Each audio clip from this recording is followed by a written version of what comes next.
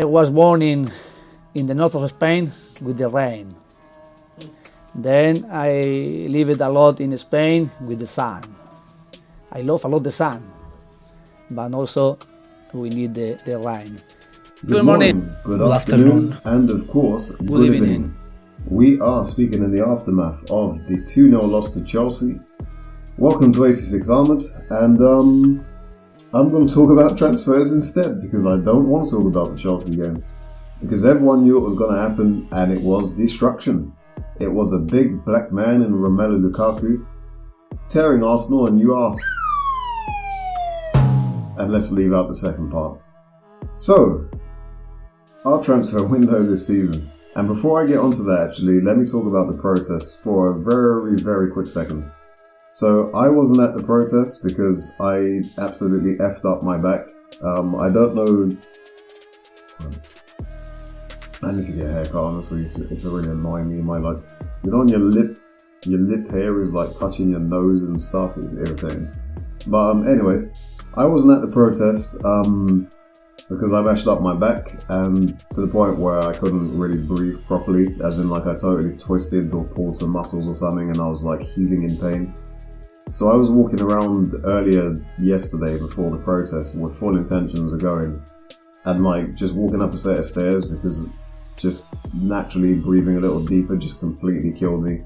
And like my back was aching, it hurt every time I took a breath. I was like, yeah, there's no way. Like I couldn't even speak to my girlfriend half the time, let alone go to a protest and shout Con KL.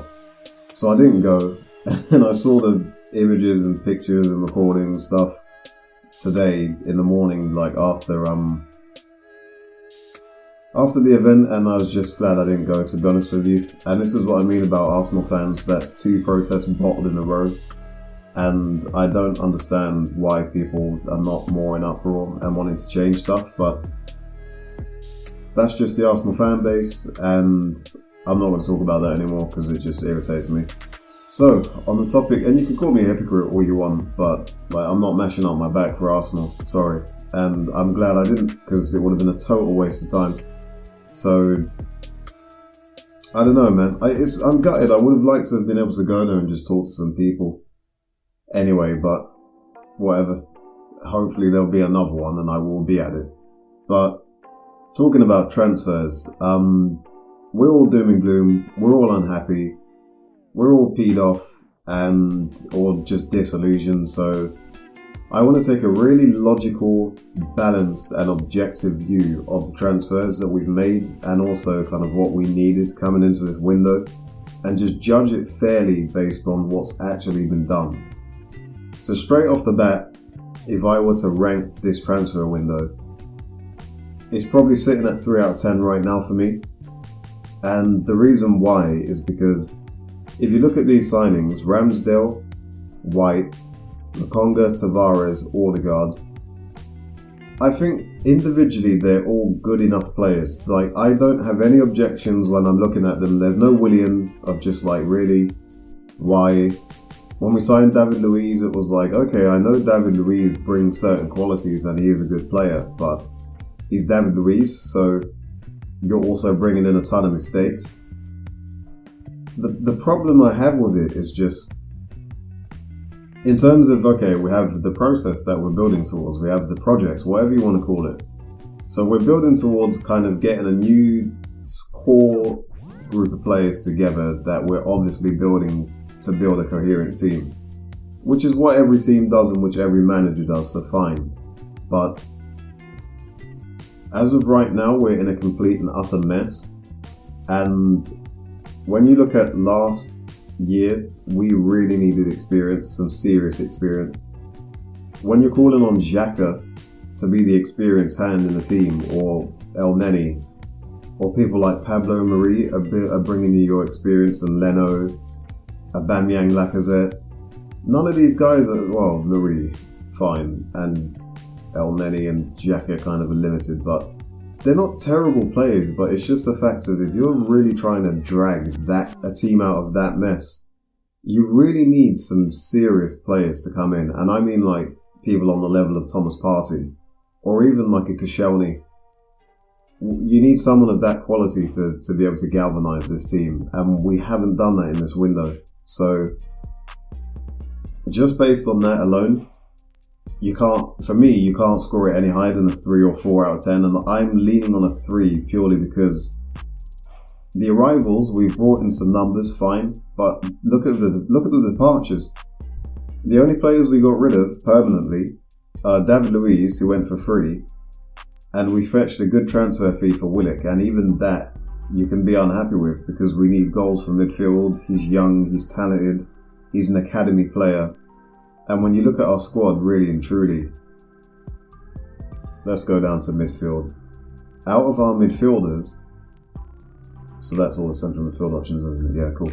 So out of our midfielders, and Maitland-Niles' position is questionable, the last midfielder that you would probably want to get rid of the ones that could go, being Xhaka, Torreira, El Neni, Maitland-Niles, was Willock, because he's probably the one out of all of them that brought the most to the table and had the most potential, and he's now gone because that's all we could sell.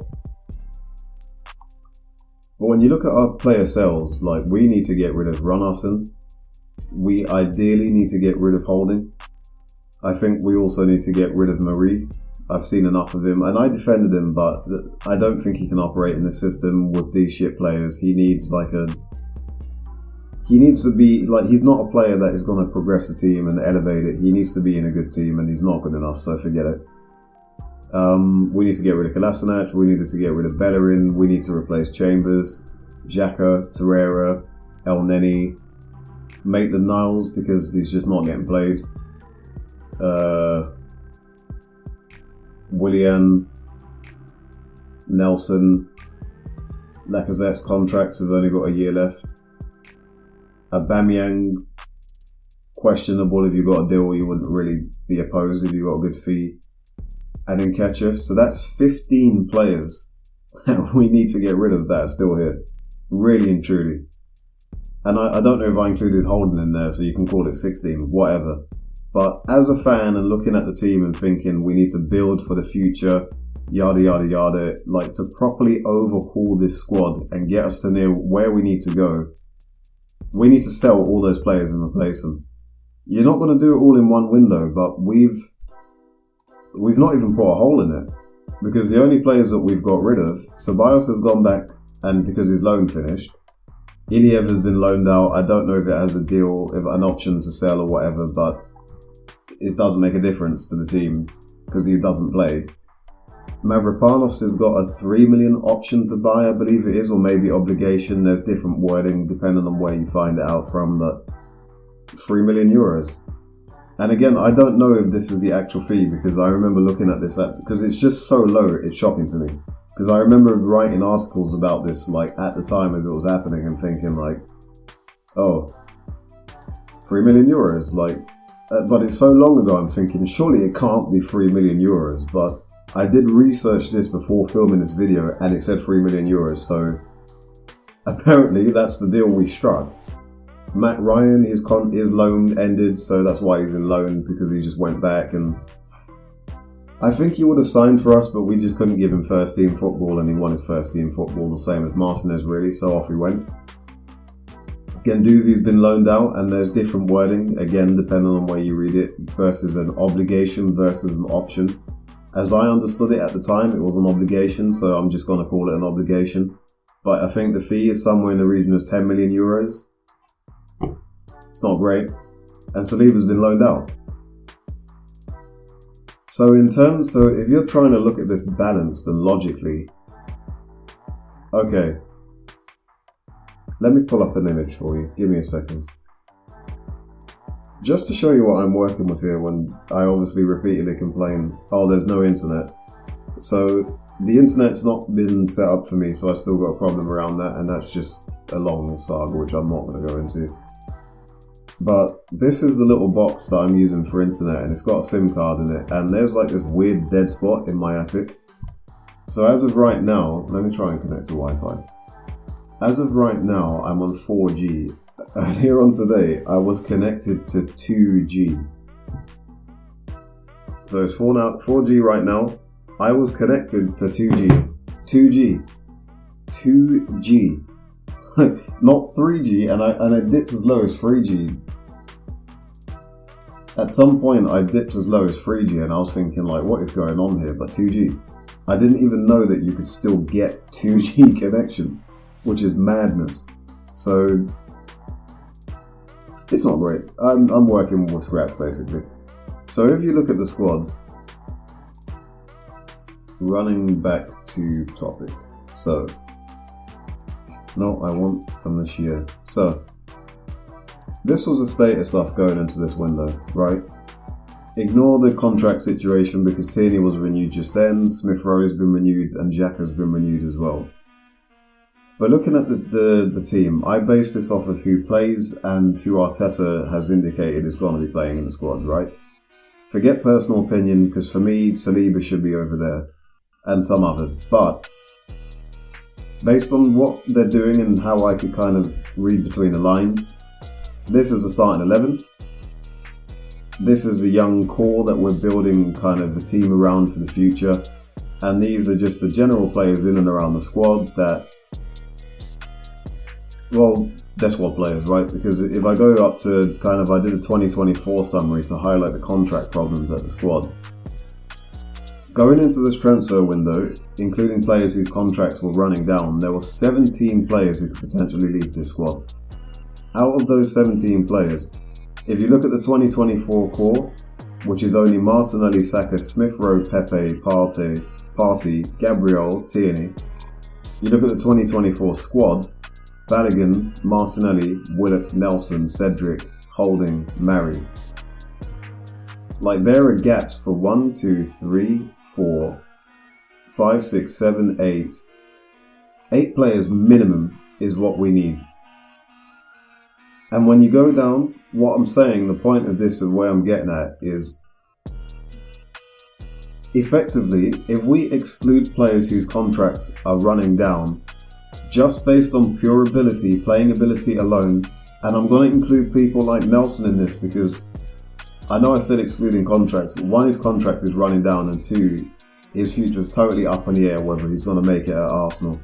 Basically, to progress this team, and to have certified players who can come in, improve, and have end product and contribute to progressing the club. So forget question marks, forget, oh, you know, this is a young player with potential.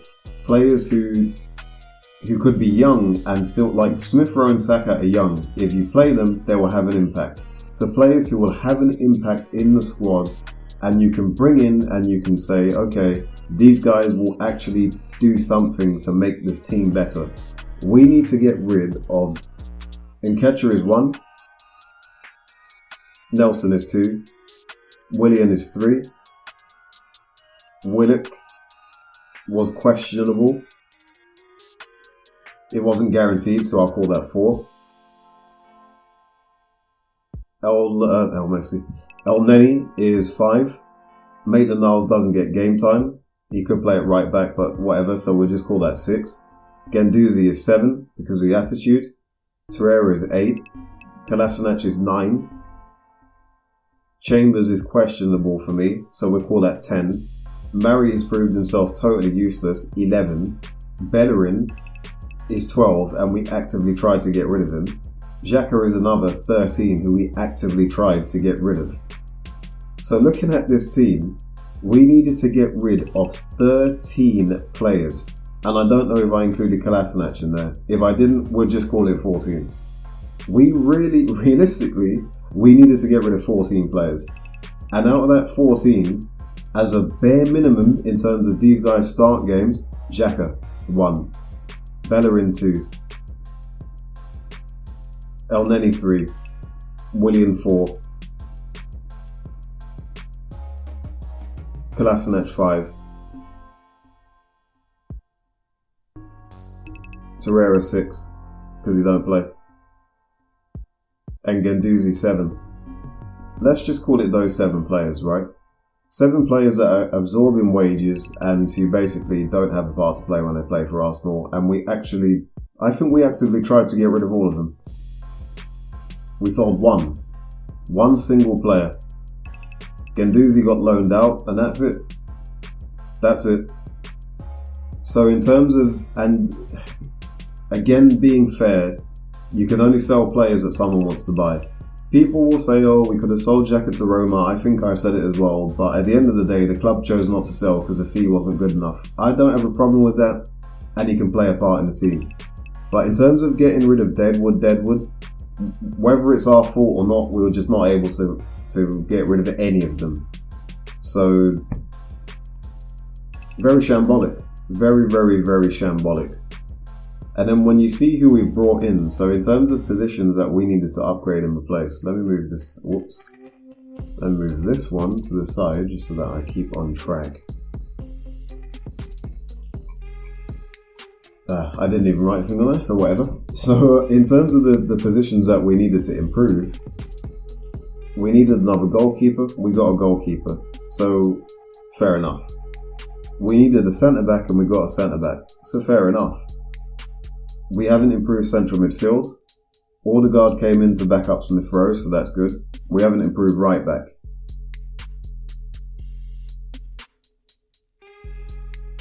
I'm just looking at the squad. We've backed up Tierney, which is another good move. But really and truly, we haven't actually done much. Because all we've done is get rid of... We got rid of Guendouzi, we got Ceballos' loan expired, we got rid of Willock, and we brought in 2 central midfielders.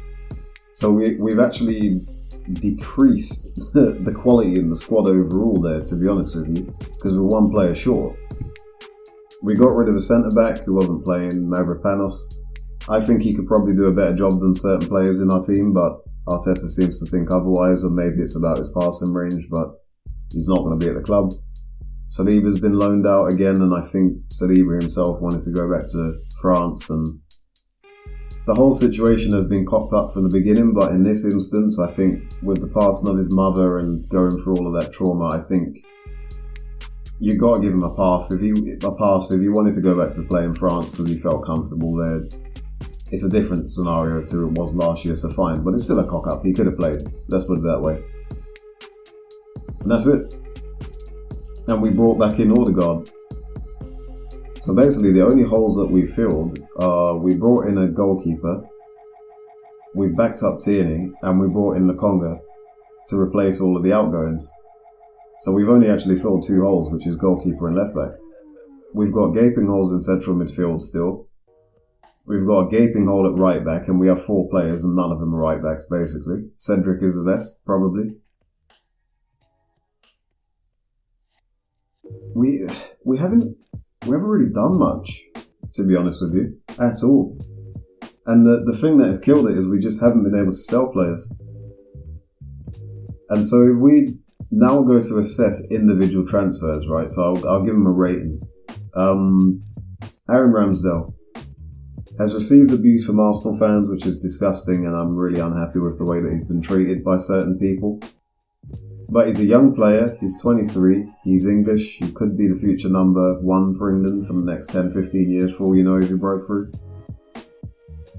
He played well for, was it Brentford he started out for? I forget. But when he signed for Sheffield, no one was whinging about it, and I remember people going like, oh, we need a keeper, like Sheffield are going out spending money on Ramsdale, who saved Brentford a lot of goals. Just because he's been relegated twice, it doesn't mean anything about his quality as a player. I personally think that he can be quite a good keeper for us. I'm not unhappy with this transfer. Maybe the fee is a bit high when you include the add-ons and stuff, but I'll give it a C+. I think it's a decent enough signing. No, you know what, forget the pluses. I'll just give him a C. I think it's a decent enough signing. And it fills the hole for goalkeeper. You know what, I'll give it a B. I'll give it a B. You can't really complain about it, to be honest with you. The only complaint you can have is based on the fact that we're replacing Martinez effectively with Ramsdale for more money. That was my problem with it. It's not about Ramsdale, it's about the fact that they cocked up with Martinez, but that can't be used to criticise Ramsdale, so give him a B. Let the guy play and let's see what he's about. Ben White is another one that I'll probably give a B. Did we pay too much? I don't know, because I haven't seen him play enough, to be honest with you, but for what we need, playing out from the back, and we didn't need him in terms of numbers, but in terms of he replaces Luiz's quality on the ball, He's young. He should be a potential player for the future. We should be getting quite a number of years out of him. I'd probably give him a B as well. He's the right kind of profile. He's homegrown, etc., etc. Hopefully he'll be a good player for us. Let's see how it turns out. I know he had a shaky debut, but as I've said before, you could put Van Dijk in this defence, you could put Maldini in this defence, and he probably looked shit. He probably looked better than Ben White did, but he's not going to be the Maldini that we know him for, because the whole team is a shambles. So it's a good enough signing, to be honest with you. Lokonga I would give that an A. I think it's a great signing. I think he's very under the radar. And kind of like Guendouzi, to pick up a guy with like a load of potential, relatively unknown for a young feed, those are the kind of signings that Wenger was known for, prime Wenger. And I was Wenger out towards the end, not in a vendetta against him, but it just wasn't working out. But Wenger bringing in these young, unknown quantity players is what made the Invincibles and what defined Arsenal for that period and really elevated us as a squad. So when we're saying we've lost Arsenal DNA, part of Wenger's DNA that he added to Arsenal, and I think Arsenal have always done it anyway in terms of we've never really been a big transfer club, it's only been in recent years. That element of signing unknown quantities and seeing how they go is part of Arsenal's DNA. So we're kind of seeing this again with Lokonga's signing. So I don't think you can have a problem with it, and he's looked quite good, to be honest with you. Let's be real here. He's got a good passing range. Yes, he's been hung out to dry a bit because the entire midfield is a joke and he shouldn't be starting. He should be just developing and being integrated into the team gradually, etc., etc. But he's a good signing. I'll give him an A. I'm happy with it. Very happy with it, in fact. Tavares, I'm going to give I'm torn between a D and a C. Purely because I don't think he's amazing defensively, and I've just had enough of seeing players getting rinsed out defensively for Arsenal. Tierney's also pretty injury proof. So if you're going to sit there and say, you know, Tavares is playing and he's going to be covering for Tierney, let's say, because Tierney's just injured. Let's say Tierney does that as another hernia and he's out for a month and a half. Are you confident with Tavares playing every game for Arsenal? Because I'm not. But he looked good in pre-season. He does bomb forward a bit too much. So it was £7 million as well. Like Lokonga was what, 17 million euros or something like that. They're good fees, they're good young players. We needed a backup for left back. We actually got Tavares done reasonably early as well for Arsenal standards. So I'll give it a C. You know what? Again, it's the right profile of player as well. I'm not unhappy with it. I'll give him a C. Odegaard is a signing I'm very happy with. He's got a high ceiling. He's 22. He came into the team, really improved it. He showed leadership. He is the captain for Norway. He's a wonder kid. He's very good technically. He works hard. He puts tackles in. He's not exactly Partey. He's not a powerhouse in midfield at all, but he's not signed for that. We needed another attacking midfielder. He plays more as a 10 than a number 8. He complements what we have. He can come straight in and play a part. We know what he's about. It's a good fee. If you look at his statistics, and I'm actually going to pull something up right now. Let me grab this. It's something that I posted a while ago, which is, if I just find it, his statistics in playing for Arsenal. Targets, where have we gone? Cam targets, I believe I put Odegaard in here. Here we go. So, this is obviously comparing, because James Maddison is kind of a number 8/Cam, so whatever. But if we zoom in here, compared to, what is it? Cool. So this is Odegaard's stats here compared to Maddison and Smith Rowe, right? 14 appearances in total versus 20 there. 2 goals for Smith Rowe, 4 assists, average rating of 6.77. For Odegaard, it was 1 goal, 2 assists, so you can say what you want about that, fine. 6.72 rating. Key passes per game, 1.4 for Smith Rowe versus 1.4 for Odegaard.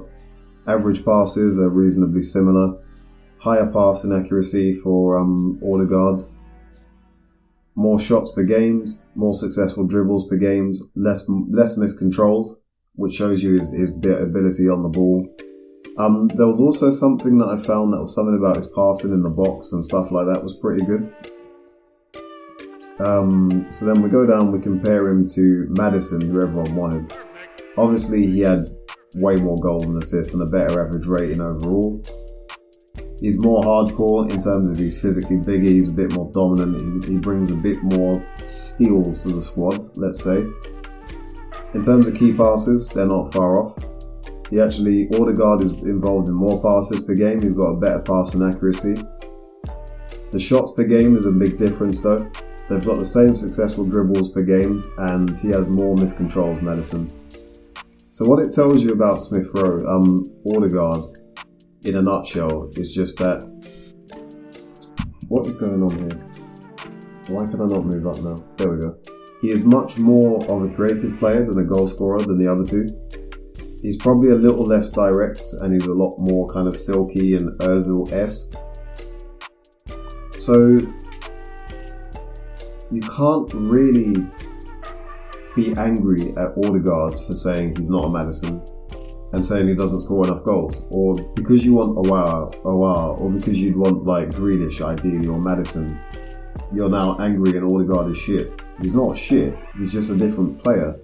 And we always used to criticise Ozil for his work rate, right? Odegaard is a very intelligent player and he works hard. So if you had an Ozil with work rate and a bit more testicles, we'd all be happy with it. That is basically what Odegaard is, and he did go missing at times last season, but the team was also shit, so he's worth a chance is what I'm saying. There's no point just writing him off and saying he's a bad signing. He's not a bad player, he's not a bad signing. And hopefully, it's not great, but if we do it this year, if we end up doing it next year, you would imagine there will be players to complement Odegaard. Like, Odegaard is not coming in to be Patrick Vieira. He's not coming in to be Kante. He's not coming in to be Bissouma. He's not coming in even to be Diaby, because to me, I think Lokonga is like the heir apparent to Diaby, who was the heir of Patrick Vieira. I'm not saying Diaby was as good as Vieira, but he was a tall player, good passing range, strong, good stamina. He could dribble like some player. He's an amazing dribbler. He never got to develop, so for me, Lokonga is in that kind of mould of player.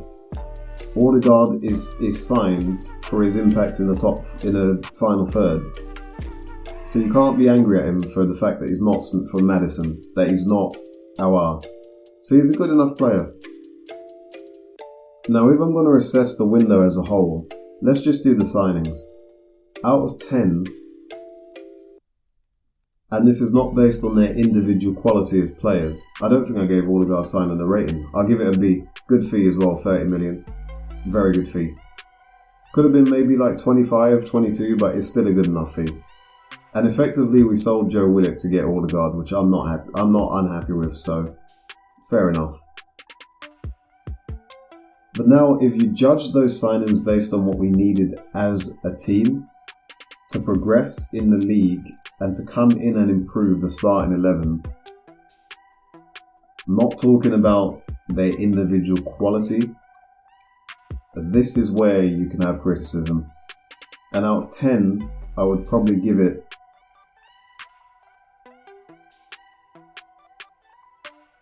call it a 4. Better than the overall rating of 3, because the 3 out of 10 for the transfer window as a whole was based on the fact we failed to sign players. So we failed to sell all of our deadwood, sorry. The problem with the signings is we haven't addressed all of the issues in the squad. And in particular, doubling down on Xhaka is a major problem because you've basically hampered the midfield for 5 years. And as good as I think Lokonga could be, and we've seen what Odegaard is about, Odegaard was not able to solve the fact that we were dead from deep lying areas last season. Lokonga has dynamism and stuff like that, but he's not experienced. And against the big teams, he can't do it alone because he's a young player and he doesn't have the players around him to complement him. So, as I said earlier, all we've addressed is a backup goalkeeper and the left back. We still have the same holes at right back. We still have the same holes in central midfield.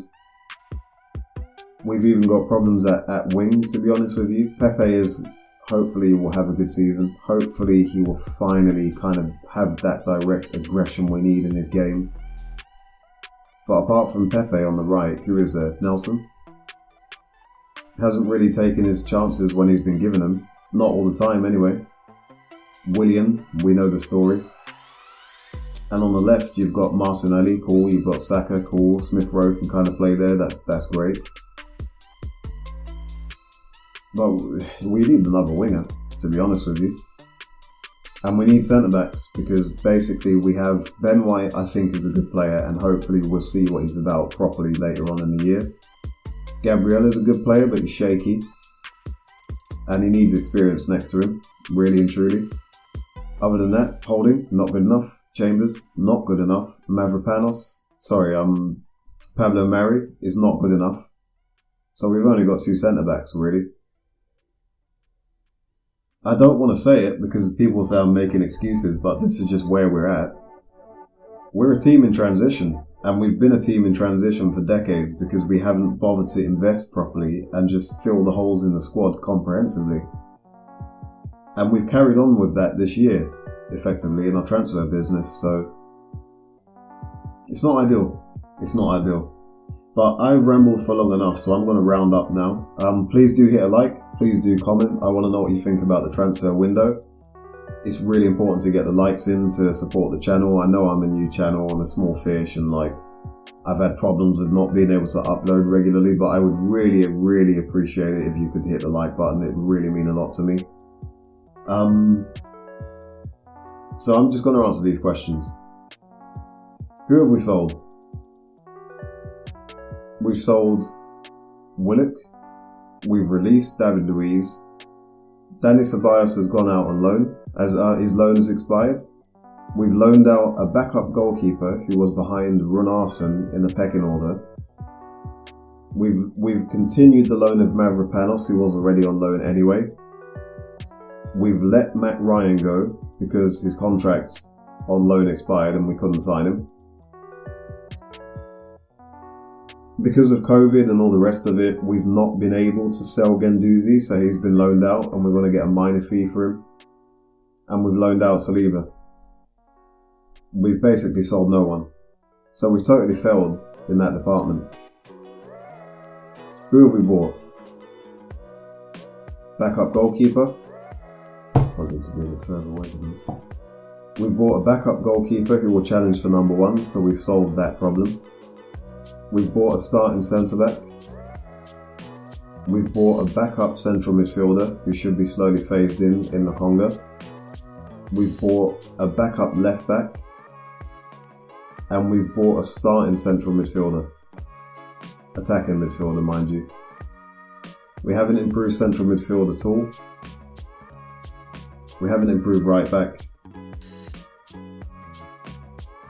We could really do with another player just to kind of hold the fort in midfield as well. And we have a striker whose contract is going to expire next year. So we haven't addressed any of the areas, really and truly. Not enough to overhaul this team properly. So yeah, let me answer that question. Have we addressed all the issues in the squad?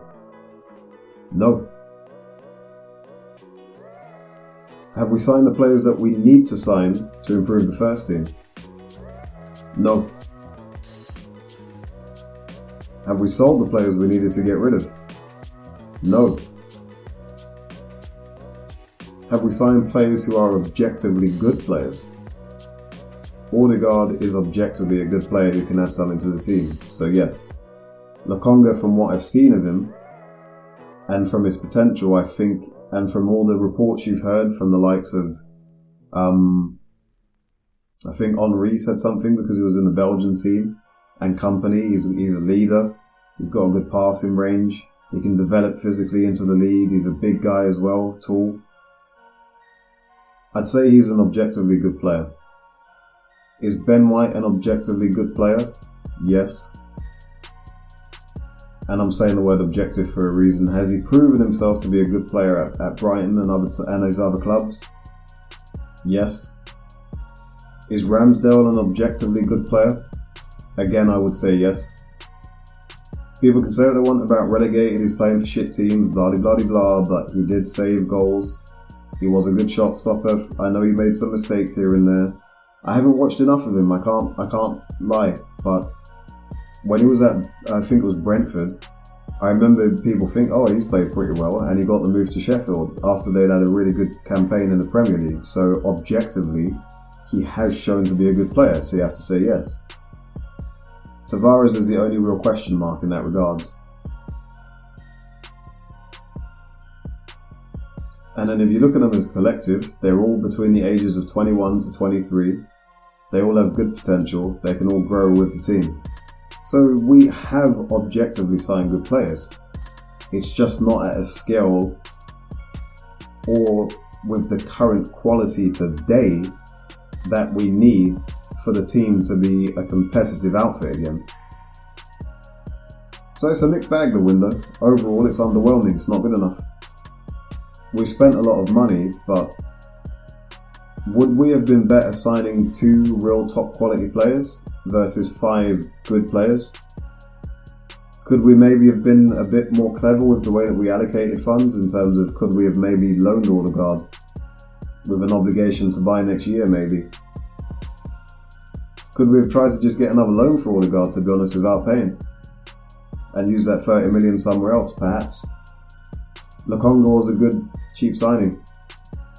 So was Tavares. Could we have loaned a goalkeeper instead of buying Ramsdale?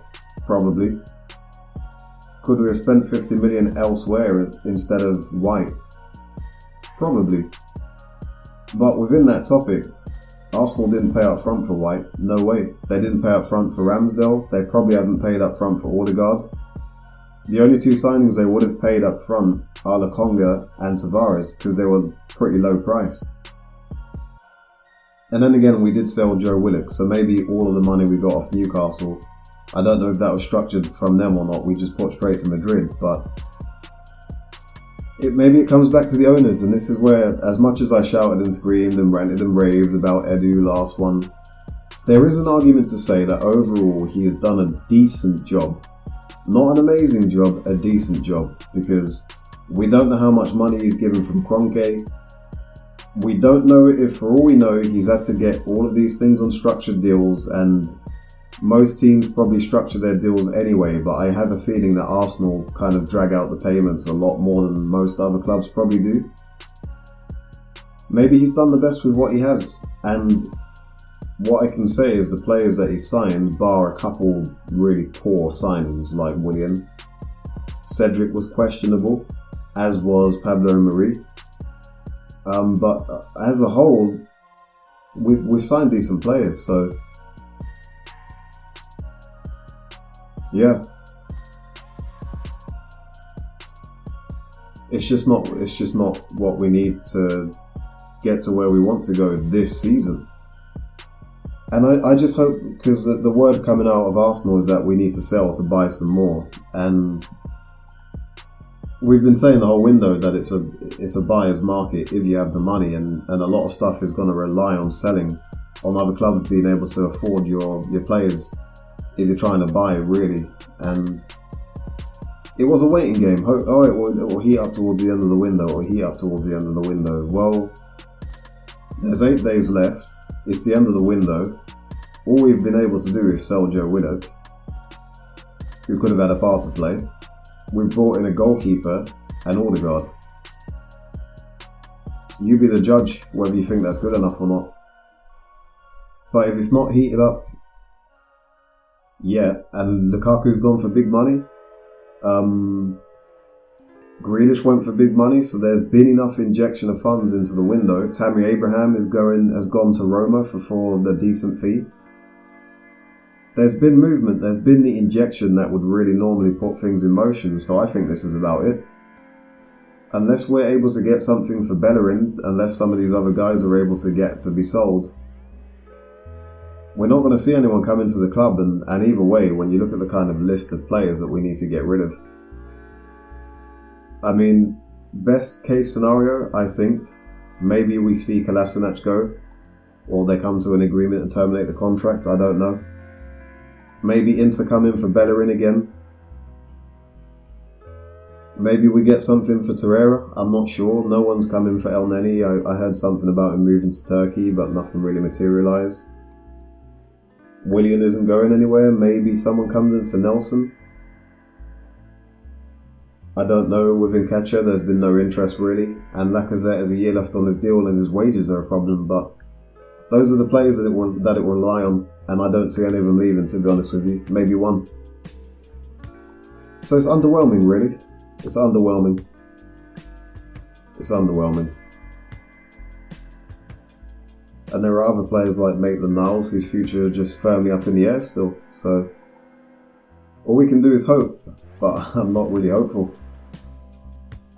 But everyone's been saying it, and I feel the same ways. You get the feeling that there's one more deal to be made, because you can't go into next season with what we've brought in and expect to improve. It's not good enough.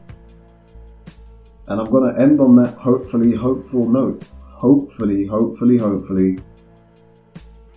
we get something done. Just at least one good player to improve midfield. That's what I want to see. And a right back. But we're not going to do all that in the window, let's just be real. So that's where we are so far. Time's run out. And on that very somber note, I'm going to leave it at that. Thanks for tuning in. Please do hit a like again and all the rest of it. I'm trying to be a bit more structured in my videos because I kind of tend to go off on tangents and it must be a bit boring for people. But at times anyway. But let me know, how do you feel? Do you kind of like it when I just go off on kind of side tangents, or do you prefer something a bit more structured? Because I'm trying to find a balance basically. But yeah, other than that, I still have no internet, so I don't know when I'll be able to be more frequent, which is really peeing me off. But my aim right now is to have stuff coming out on a Monday, a Wednesday, and a Friday. And that Friday will vary because obviously you have the match reactions or the match previews. So I guess the Mondays are going to be kind of aftermath of games. The Fridays and Wednesdays I'm going to save for like longer discussion pieces, or just because the internet is a problem again, I haven't been able to film another podcast, but the aim will be for the podcast on the Friday. We'll do some kind of decent show on a Wednesday, and Monday is going to be talking about like kind of post-match stuff and any other general news. So yeah, I'll see you on Wednesday. Peace out.